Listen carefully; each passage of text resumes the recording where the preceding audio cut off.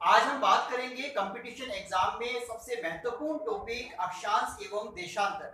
सबसे पहले आप ग्लोब पर देखेंगे कि आपके पास ग्लोब जो है उसके मध्य से, है ना, पूर्व से पश्चिम की ओर से एक रेखा खींची जाती है जिसका नाम आपके पास याद रखना है। इसका नाम है भूमध्य रेखा। इसे विषुवत रेखा के नाम से भी जाना जाता है। इस विषुवत रेखा ने या भूमध्य रेखा का जो मान है वो 0 डिग्री है और इस भूमध्य रेखा ने ग्लोब्स को कितने भागों में डिवाइड कर दिया है? तो 2 भागों में डिवाइड कर दिया है। एक उत्तरी भाग आपके पास और दूसरा कौन सा है? दक्षिणी भाग। यानी कि भूमध्य रेखा के उत्तर में उत्तरी अक्षांश और दक्षिण में दक्षिणी अक्षांश आपके पास दिखाई देता है। भूमध्य रेखा के समांतर खींची गई कोणीय दूरी, भूमध्य रेखा के समांतर खींची गई कोणीय दूरियां जो होती है वो अक्षांश कहलाते हैं। क्या कहलाते हैं? अक्षांश। तो 0 डिग्री से आप जाएंगे 1 2 3 और इसी प्रकार से ऊपर तक जाएंगे तो आपके पास कितने डिग्री आता है? 90 डिग्री उत्तरी अक्षांश। यानी कि भूमध्य रेखा के उत्तर में 90 डिग्री अक्षांश और इसी प्रकार से भूमध्य रेखा के दक्षिण में भी कितने डिग्री अक्षांश? 90 डिग्री अक्षांश आपके पास मौजूद है। तो जो अक्षांशों का निर्धारण है वो भूमध्य रेखा के उत्तर व भूमध्य रेखा के दक्षिण में है। तो आपके पास भूमध्य रेखा के उत्तर में 90 डिग्री अक्षांश और दक्षिण में भी 90 डिग्री अक्षांश। तो अक्षांशों की संख्या आपके पास कितनी होती है? 180 डिग्री। यहीं पर यदि हम जोड़ देते हैं भूमध्य रेखा को तो भूमध्य रेखा सहित आपके पास अक्षांशों की संख्या हो जाएगी 181 डिग्री। कितनी हो जाती है? 181 डिग्री। और हम बात करें कि दो ध्रुवों के बीच में 90 डिग्री उत्तरी ध्रुव और 90 डिग्री दक्षिणी ध्रुव, दो ध्रुवों के बीच में कुल कितने अक्षांश आपके पास? तो आप 181 में से 2 माइनस कर देंगे क्योंकि इन दोनों के बीच में पूछ रहा है। तो हम इन दो को हम एक बार प्लस नहीं कर रहे। तो दो ध्रुवों के बीच में आपके पास 179 डिग्री अक्षांश आपके पास आते हैं। तो ये 3 प्रश्न आपको याद रखने हैं। भारत ग्लोब पर अक्षांशों की संख्या 180 डिग्री, भूमध्य रेखा सहित 181, दो ध्रुवों के बीच में अक्षांशों की संख्या तो 179 आपको याद रखनी है। अब हम बात करते हैं कि अक्षांशों का काम क्या होता है। अक्षांशों का जो कार्य है वो किसी देश की स्थिति का निर्धारण करने में काम आता है ना। और आप इसमें एक और अच्छी सी ट्रिक याद रख सकते हैं कि अक्षांशों से तापमान का निर्धारण कर सकते हैं, है ना। जैसे जैसे आप उत्तरी या दक्षिणी ध्रुव की तरफ जाएंगे तो तापमान में गिरावट आती है। तापमान में क्या आएगी? आपके पास गिरावट आएगी, है ना। खैर, हमने बात की कि अक्षांशों का कार्य क्या है। किसी देश की स्थिति का पता लगाना अक्षांशों का कार्य है। अब इसी के संदर्भ में हम देखते हैं कि यहाँ पर आपके पास, है ना, एक रेखा आ रही है यहाँ पर, इसका नाम है 23.5 डिग्री कर्क रेखा। 23.5 डिग्री कर्क रेखा। और इसी प्रकार से आपके पास 23.5 डिग्री दक्षिणी अक्षांश में आपके पास मकर रेखा। 23.5 डिग्री दक्षिण गोलार्ध में मकर रेखा, तो 23.5 डिग्री उत्तरी गोलार्ध में कौन सी रेखा है? कर्क रेखा है। इन दो बीच के भाग को हम क्या कहेंगे? इसको हम कहते हैं उष्णकटिबंधीय क्षेत्र, है ना। भूमध्य रेखा से 23.5 डिग्री उत्तर और 23.5 डिग्री दक्षिण मकर के बीच के भाग को उष्णकटिबंधीय क्षेत्र कहा जाता है। उष्णकटिबंधीय क्षेत्र से क्यों कहा जाता है? क्योंकि यहाँ पर वर्ष में एक बार सूर्य की किरणें अवश्य सीधी पड़ती है ना। आप जरा ध्यान से देखिएगा कि भूमध्य रेखा पर 0 डिग्री भूमध्य रेखा मार्च के महीने में, कौन से महीने में? मार्च के महीने में सूर्य की सीधी किरणें पड़ती है और धीरे धीरे आपके पास सूर्य मार्च से उत्तरायण होता जाता है। मार्च के बाद आपके पास अप्रैल, मई, जून, है ना। तो 3 महीने आपके पास सूर्य उत्तरायण की ओर जाएगा और 21 जून को, है ना, जून के महीने में सूर्य की सीधी जो किरणें चमकेगी वो किस पे चमकेगी? भूमध्य रेखा के उत्तर 23.5 डिग्री कर्क रेखा पर। जून के बाद सूर्य वापस उत्तरायण होकर क्या होता है? दक्षिणायन जाता है आपके पास। तो जून के बाद जुलाई, अगस्त और सितंबर, यानी कि लगभग 23 सितंबर के पास, है ना, 23 तारीख के पास सितंबर महीने की सूर्य की एक बार सीधी किरणें पुनः पड़ती है भूमध्य रेखा पर। इसलिए भूमध्य रेखा पर तापमान हमेशा क्या रहता है? अधिक रहता है ना। तो 2 बार आपके पास सूर्य की किरणें भूमध्य रेखा पर सीधी चमक रही है, मार्च के महीने में और सितंबर के महीने में। सितंबर के बाद सूर्य दक्षिणायन जाता है। सितंबर के बाद अक्टूबर, नवंबर और दिसंबर लगभग 22 दिसंबर के पास सूर्य की सीधी किरणें जो चमकेगी वो कहां पर चमकेगी? मकर रेखा पर। तो दिसंबर के माह में सूर्य की सीधी किरणें कहां पे चमक रही है? मकर रेखा पर। इसके बाद सूर्य की किरणें क्या हो जाती है? तिरछी हो जाती है। तो यहाँ पर हमने बात की जहां पर सूर्य की किरणें वर्ष में एक बार सीधी पड़ती है, ऐसा क्षेत्र क्या कहलाता है? उष्णकटिबंधीय क्षेत्र कहलाता है। तो भूमध्य रेखा से 23.5 डिग्री उत्तर कर्क रेखा और 23.5 डिग्री दक्षिण में मकर रेखा के बीच का जो भाग है वो आपके पास क्या कहलाता है? उष्णकटिबंधीय क्षेत्र कहलाता है। इसके बाद अगर आप देखेंगे तो सूर्य की जो किरणें हैं वो क्या हो जाती है? तिरछी हो जाती है। सूर्य की किरणें कैसी पड़नी शुरू होती है? तिरछी पड़नी शुरू हो जाती है। अब आपको ये देखना है कि 23.5 डिग्री के बाद ऊपर की ओर सूर्य की किरणें जब तिरछी पड़ती है तो ये भाग आपके पास क्या कहलाएगा? शीतोष्ण कटिबंध। कौन सा कहलाएगा? शीतोष्ण। इसी प्रकार से दक्षिण में भी आपके पास कौन सा भाग आएगा? शीतोष्ण। परंतु कितने अक्षांशों तक ये आपके पास रहेगा? तो 23.5 डिग्री से लेकर 66.5 डिग्री, 66.5 डिग्री उत्तरी अक्षांश और 66.5 डिग्री दक्षिणी अक्षांश के बीच का जो भाग है आपके पास, ये क्या कहलाएगा? शीतोष्ण कटिबंध क्षेत्र कहलाएगा। क्योंकि यहाँ पर शीत उष्ण दोनों क्षेत्र रहेंगे आपके पास, इस कारण आपके पास ये भाग क्या कहलाया? शीतोष्ण। अब हम देखते हैं सूर्य की किरणें और तिरछी होती जा रही है। सूर्य की किरणें क्या होती जा रही है?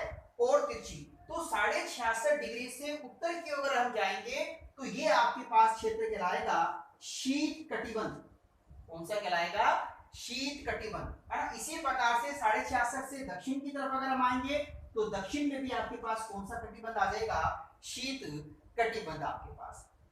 तो इस प्रकार से 66 डिग्री से 90 डिग्री के बीच का जो भाग होगा वो शीत कटिबंध। इसी प्रकार से दक्षिण में 66.5 डिग्री अक्षांश से 90 डिग्री अक्षांश के भाग का जो क्षेत्र आएगा वो क्या कहलाएगा?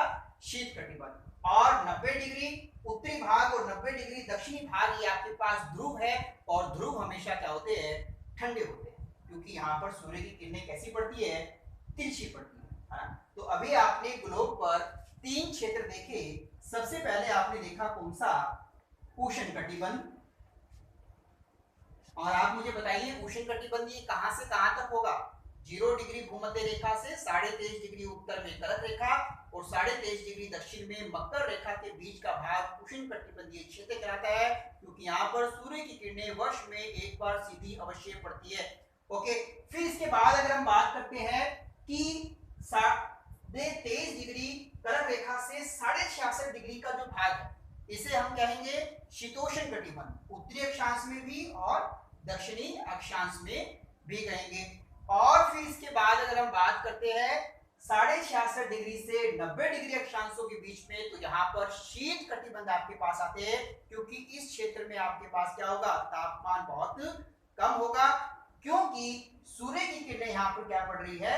तिरछी पड़ रही है। हम अक्षांशों के संदर्भ में बात कर रहे थे कि अक्षांश आपको जैसे जैसे आप ध्रुवों की ओर बढ़ते जाएंगे तो तापमान में क्या होती जाएगी? कमी होती जाएगी। अब बड़े ध्यान से सुनिएगा आप कि अक्षांश के बीच की जो दूरियां वो कितनी होती है। बहुत इंपॉर्टेंट क्वेश्चन है, एग्जाम में पूछा जा चुका है। सेकंड ग्रेड के एग्जाम में 2 ध्रुवों के बीच की जो दूरी होती है उसको क्या कितने किलोमीटर की होती है? तो वो होती है 111 किलोमीटर। 2 अक्षांशों के बीच की दूरी कितनी? 111 किलोमीटर होती है।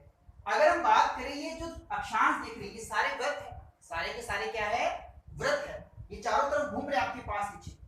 सबसे बड़ा वृत्त पृथ्वी पर, सबसे बड़ा वृत्त आपके पास जो आएगा वो कौन सा आएगा? वो आएगा भूमध्य रेखा 0 डिग्री। अगर आपसे एग्जाम में पूछ ले कि सबसे बड़ा वृत्त कौन सा है तो आपको याद रखना है कौन सा है? भूमध्य रेखा। कितने डिग्री है? 0 डिग्री। सबसे छोटा वृत्त तो वो कौन सा? 90 डिग्री। बड़े ध्यान से देखिएगा आप यहाँ पर कि भूमध्य रेखा से जैसे जैसे हम उत्तर की ओर बढ़ते जा रहे हैं तो वृत्तों का आकार क्या होता जा रहा है? छोटा होता जा रहा है ना। तो यहाँ से कथन के तौर पर एग्जाम में क्वेश्चन बन सकता है कि भूमध्य रेखा से उत्तर व दक्षिण की ओर जाते हुए वृत्तों के आकार में क्या होती रहती है? कमी होती रहती है और अंत में 0 डिग्री हम बात करें 90 डिग्री वाला जो भाग है वो बिल्कुल बिंदु के रूप में आपके पास क्या है दिखाई देगा। अगला क्वेश्चन और सुनिए बड़े ध्यान से कि दो अक्षांशों के बीच के भाग को कहा क्या जाता है। तो दो अक्षांशों के बीच के भाग को कटिबंध कहते हैं। क्या कहते हैं? कटिबंध, या इसको क्या कहते हैं? जोन कहते हैं। क्या कहा जाता है? जोन कहा जाता है। तो आपको इन बातों को क्या रखना है? अक्षांश के संदर्भ में याद रखना है। अब हम बात करेंगे देशांतर के संदर्भ में।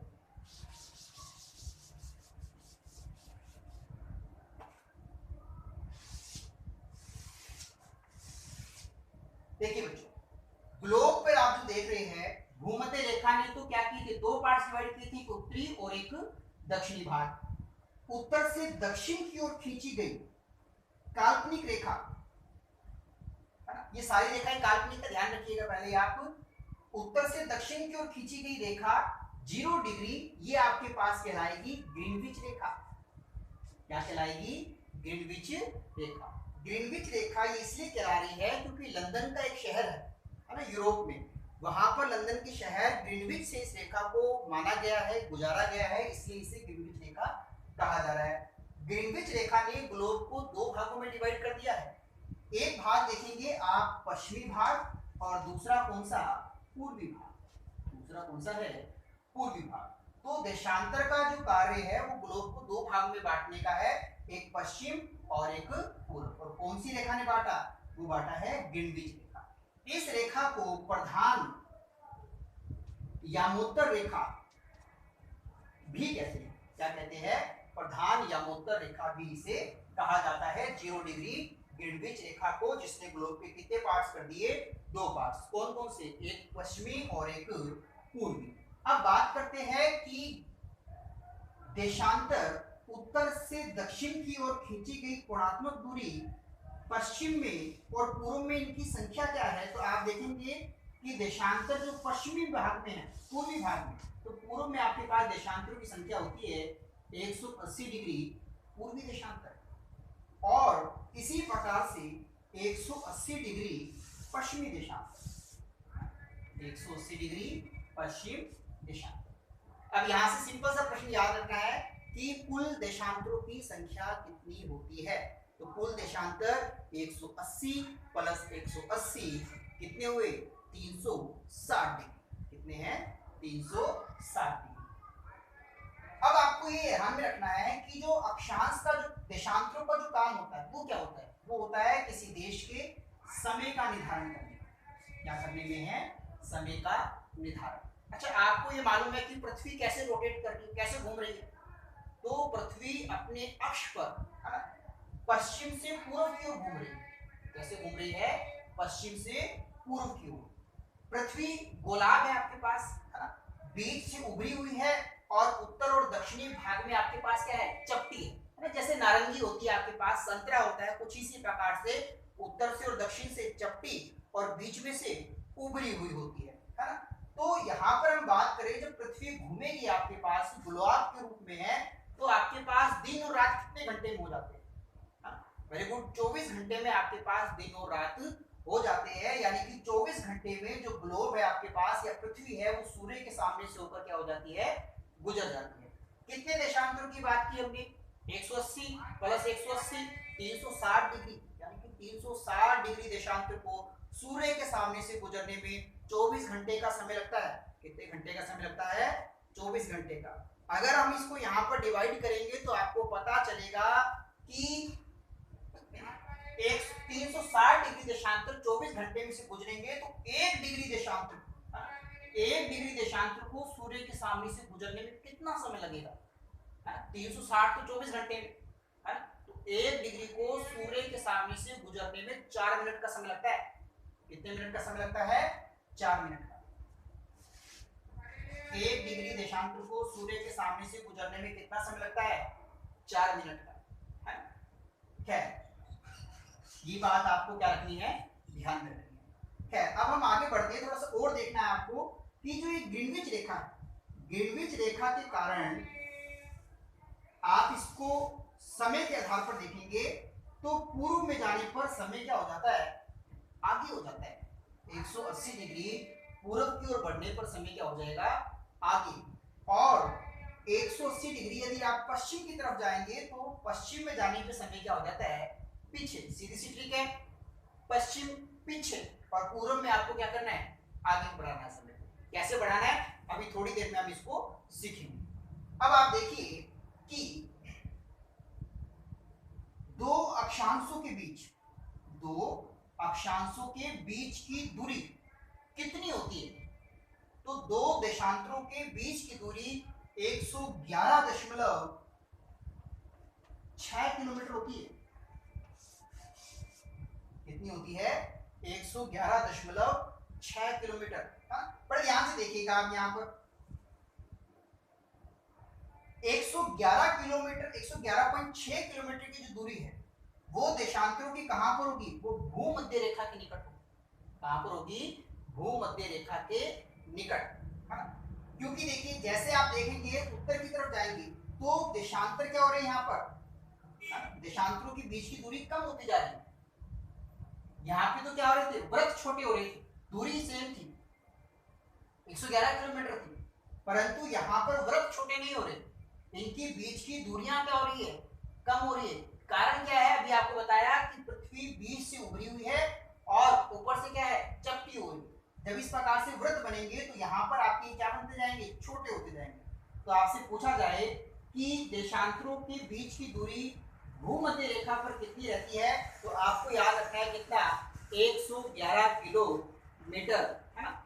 इसी प्रकार से जैसे ही आप पहुंचेंगे 30 डिग्री अक्षांश के पास, बड़े ध्यान से देखिएगा, ये एग्जाम में क्वेश्चन पूछे जाते हैं पेपर में। 30 डिग्री अक्षांश, जैसे ही आप 30 डिग्री अक्षांश के पास पहुंचेंगे तो यहां पर जो देशांतरों की संख्या है ना, वो 96.5 किलोमीटर लगभग कितनी हो जाएगी, 96.5 किलोमीटर। भूमध्य रेखा पर थी 111.6 किलोमीटर। और अगर हम उत्तर की ओर बढ़ेंगे 60 डिग्री अक्षांश की ओर पहुंचेंगे, कितनी डिग्री की तरफ पहुंचेंगे, 60 डिग्री की ओर, तो और देशांतरों के बीच की दूरी क्या हो जाएगी, कम हो जाएगी और यहां पर रह जाएगी मात्र 55.4 किलोमीटर। 55.4 किलोमीटर 60 डिग्री अक्षांश के पास दो ध्रुवों के बीच की दूरी रह जाएगी।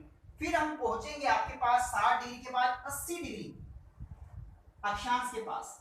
कहां के पास पहुंचेंगे, 80 डिग्री के अक्षांश के पास पहुंचेंगे तो यहां पर दो देशांतरों के बीच की दूरी और कम हो जाएगी और यहां पर जो रह जाएगी वो रह जाएगी 19.3 किलोमीटर।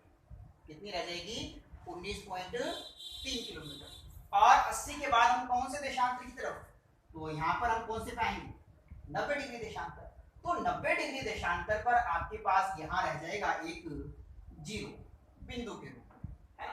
तो यहाँ पर आपको एक प्रश्न को बड़े ध्यान से याद रखना है कि अक्षांश जो है उत्तरी व दक्षिणी गोलार्ध की ओर जाते हुए वृत्तों का आकार छोटा होता है, परंतु देशांतर की अगर हम बात करें, देशांतर उत्तरी भाग में जाते हुए इनकी दूरी में अंतर आता है, वृत्तों में अंतर नहीं आता है, किसमें अंतर आता है, दूरी में अंतर आता है। तो भूमध्य रेखा के निकट दो देशांतरों के बीच की दूरी 111.6 किलोमीटर और 30 डिग्री अक्षांश के पास दो देशांतरों के बीच की दूरी 96.5 किलोमीटर, 60 डिग्री अक्षांश के पास दो देशांतरों के बीच की दूरी 55.4 किलोमीटर और 80 डिग्री उत्तरी अक्षांश की ओर दो देशांतरों के बीच की दूरी 19.3 किलोमीटर और 90 डिग्री अक्षांश के पास दो ध्रुवों के बीच की दूरी कितनी रह जाती है, 0 डिग्री रह जाती है। तो इस बात को आपको बड़े ध्यान से देखना है ना। तो हम बात कर रहे थे किसकी, ग्रीनविच रेखा। इसने ग्लोब को कितने पार्ट्स में बांटा था, दो, एक पश्चिम और दूसरा पूर्वी भाग, है। और बात की किस लिए इसका काम किया जाता है, तो निर्धारण होता है समय के लिए। पृथ्वी 24 घंटे में अपना एक चक्कर पूरा कर देती है, तो इसी कारण 360 डिग्री देशांतर को सूर्य के सामने से गुजरने में 24 घंटे लगते हैं, तो 1 डिग्री देशांतर को सूर्य के सामने से गुजरने में 4 मिनट का समय लगता है ना। और पश्चिम में जाने पे समय पीछे और पूर्वी गोलार्ध की ओर जाने पर समय आगे हो जाता है, इस बात को ध्यान रखना है। और हमने देखा था कि दो ध्रुवों के बीच की, दो देशांतरों के बीच की दूरी 106 किलोमीटर, परंतु अक्षांशों पर जाते जाते इसकी दूरी में कमी होती जाती है। और एक क्वेश्चन बड़े ध्यान से देखिएगा आप कि दो देशांतरों के बीच के भाग को क्या कहा जाता है? दो देशांतरों के मध्य के भाग को क्या कहा जाता है? तो इसे कहा जाता है गोरे। क्या कहा जाता है? गोरे कहा जाता है। जबकि दो अक्षांशों के बीच के भाग को क्या कहा था हमने? दो अक्षांशों के बीच के भाग को कहा था जोन या कटिबंध। तो आप बड़े ध्यान से समझ रहे होंगे इसको। अब बड़े ध्यान से देखिएगा, ये अक्षांश और ये देशांतर, है ना? देशांतर उत्तर से दक्षिण की ओर थे, तो अक्षांश पूर्व से पश्चिम की ओर खींची गई रेखाएं। अब देखिए, ये अक्षांश रेखाएं आपके पास और ये देशांतर रेखाएं आपके पास। अब यहां से क्वेश्चन बनता है कि अक्षांश व देशांतर रेखाओं के जाल को क्या कहते हैं? अक्षांश व देशांतर रेखाओं के जाल को ग्रिड कहते हैं। क्या कहते हैं? ग्रिड। अक्षांश व देशांतर रेखाओं के जाल को ग्रिड कहते हैं। ये क्वेश्चन भी एग्जाम में पूछा जा चुका है कि अक्षांश देशांतर रेखाओं के जाल को क्या कहा जाता है? ग्रिड का। तो ये क्या बन गया आपके पास? ग्रिड बन गया है। अब आप थोड़ा सा एक क्वेश्चन को और बड़े ध्यान से सुनिएगा कि यहां से जब आप 180 डिग्री पश्चिम की तरफ जाएंगे और 180 डिग्री पूर्व की तरफ जाएंगे ग्लोब के पीछे, तो ये जो रेखा है ग्रीनविच रेखा, इसका मान कितना डिग्री बताया मैंने आपको? 0 डिग्री, है ना? ये वृत्त कुछ इस प्रकार से बने हुए हैं। कैसे बने हुए हैं?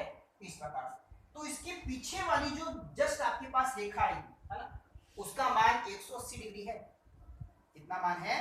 180 डिग्री। और सामने इसको फ्रंट पे किस नाम से जाना जा रहा है? इसको 0 डिग्री के नाम से जाना जा रहा है। ये तो हम समय रेखा के आधार पर बात कर सकते हैं, परंतु आपसे अंतरराष्ट्रीय तिथि पूछ ली जाए। क्या पूछ ली जाए? अंतरराष्ट्रीय तिथि। तो अंतरराष्ट्रीय तिथि जो आपके पास है वो 180 डिग्री देशांतर है। कितनी है? 180 डिग्री देशांतर। उसमें भी कुछ टिपिकल मामला सामने आता है, वहां पर हम 180 डिग्री अंतरराष्ट्रीय तिथि मानी है, तो अंतरराष्ट्रीय तिथि जो रेखा है वो 180 डिग्री के समांतर नहीं खींची गई है, उसके साथ में आपके पास उसको क्या किया गया है? ड्रॉ किया गया है, ताकि तिथियों में अंतर नहीं आए। अभी तक आपको एग्जाम की दृष्टि से अक्षांश और देशांतर को जिस क्वेश्चनों को याद रखना था, हम उसको एक बार थोड़ा जल्दी से रिपीट कर लेते हैं। सबसे पहले हम बात करते हैं कि भूमध्य रेखा ग्लोब को कितने पार्ट्स में डिवाइड करती है? 2 पार्ट्स में, उत्तरी और दक्षिण। Very good. फिर हम बात करें सबसे बड़ा वृत्त आपके पास कौन सा है ग्लोब पर, तो आपको याद रखना है 0 डिग्री भूमध्य रेखा। उत्तर में कितने? 90 डिग्री, दक्षिण में 90 डिग्री। टोटल कितने? 180 भूमध्य रेखा सहित 181 दो ध्रुवों के बीच में 179 आपके पास। दो ध्रुवों के बीच की, दो अक्षांशों के बीच की दूरी कितनी? 111 किलोमीटर। अक्षांशों के बीच के भाग को क्या कहा जाता है? तो कहा जाता है जोन या कटिबंध। अक्षांशों का कार्य होता है किसी देश की स्थिति को बताने का, और इससे तापमान भी निर्धारण होता है। भूमध्य रेखा से 23.5 डिग्री उत्तर, 23.5 डिग्री दक्षिण, उष्ण कटिबंधीय क्षेत्र 86.5 डिग्री का भाग, शीतोष्ण कटिबंध 66.5 से 90 डिग्री शीत कटिबंध। ओके। और देशांतर में हमने बात की, उत्तर से दक्षिण की ओर खींची गई रेखा ग्रीनविच रेखा, जो कि लंदन शहर से गुजर रही है। इसने ग्लोब को 2 पार्ट में बांटा था, पश्चिम और पूर्व। पश्चिम में 180 डिग्री और पूर्व में 180 डिग्री, 360 डिग्री देशांतर, है ना। अगली चर्चा में हम कंटिन्यू रखेंगे बात को। धन्यवाद।